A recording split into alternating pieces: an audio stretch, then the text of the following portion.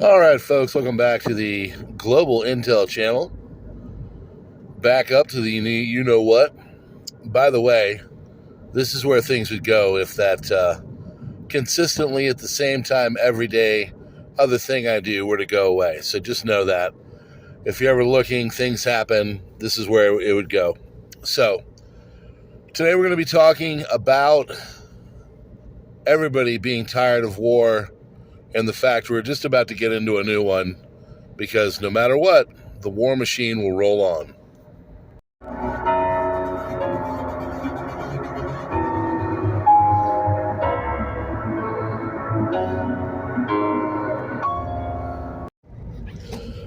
All right, friends, welcome back. Please hit the like button. If you could do me a really big favor and do a playlist, just find a unused thing, a connected device, and hit that playlist that's in there and let that roll.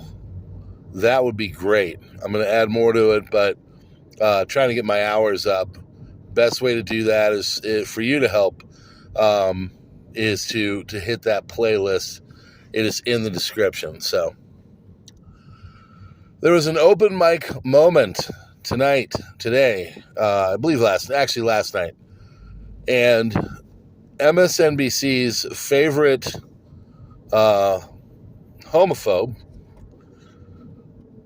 Joy Reid, basically said on a hot mic when they were looking at Joe and praising their idol, and she said, not another effing war. Or they're going to start another effing war, something like that. So clearly showing the disdain and the hatred of this war machine. It shows that even the Democrats are kind of tired of it.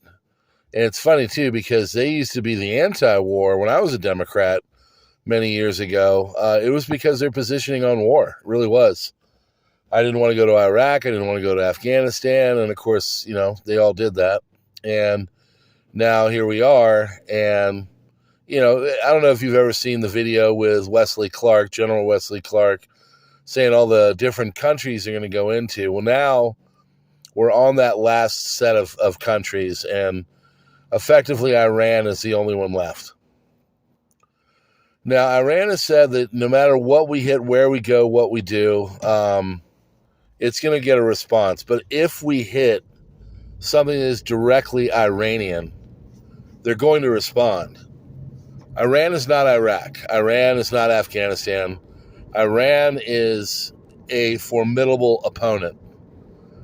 So if we hit, and there's talk that we're going to hit some of their naval ships, which would, I think, to them, be Iran directly. I think they're really trying for this. I think they're kind of hoping for a real war. I don't see anyone on the other team, be it Russia, China, Iran, that is saying, you know what, we don't want to do this, let's back off. I really think they want to go for it. I think they know that America is a paper tiger, and that it's just a matter of time before all this is going to kick off. Why not do it now before we get any kind of a production and war machine going, which we can do. We've done it before. It wouldn't be that hard. It'd take some work. It'd take time, take a year at least.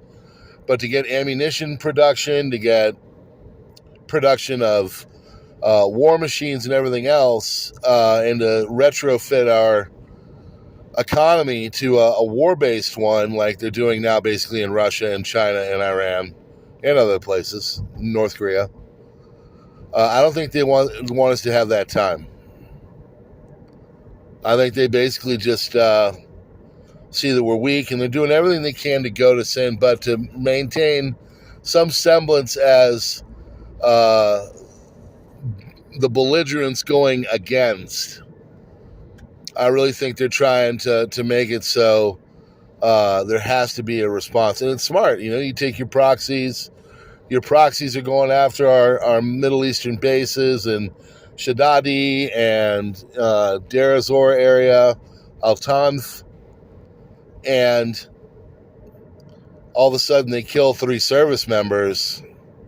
Now you've got Tom Cotton and all the other war hawks screaming. Well, it's just a matter of time before they really get to the point where they're just going to say, F it, let's go. And I think that's where we're at. So everybody's tired of war. America's not really ready for war. Society is definitely not. Nobody wants to go. It's the Gen Z doesn't want to be the ones to step up. So now they're talking about drafting and conscription. It really isn't looking and boding too well for any form of a war machine. And I think the Democrats know it too, but they're kind of caught in a rock and a hard place as well, because they got to have some form of a distraction. And a war is a solid, it'd fit the bill. But the problem is that we're also broke, we're tired, and there are still a lot of hippies on the Democrat team that are just tired of this. And, we're just at a point, we're not where we were. We're not the consolidated country that we used to be with everybody rah, rah, rah America like we were post 9/11 or any other time. So this is going to be an interesting one to see. It's going to be interesting to see where all this goes and how it works out. But basically, America is not ready for a war. People are tired of war, and Joe's going to take us to war. So here you are. I guess we'll figure it out. We'll see where we go. All right, friends.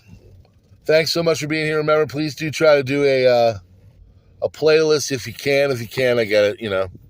Just trying to make this so it's solid and ready. So when, if, hopefully not when, but if things go, we're ready for it. So, all right. God bless.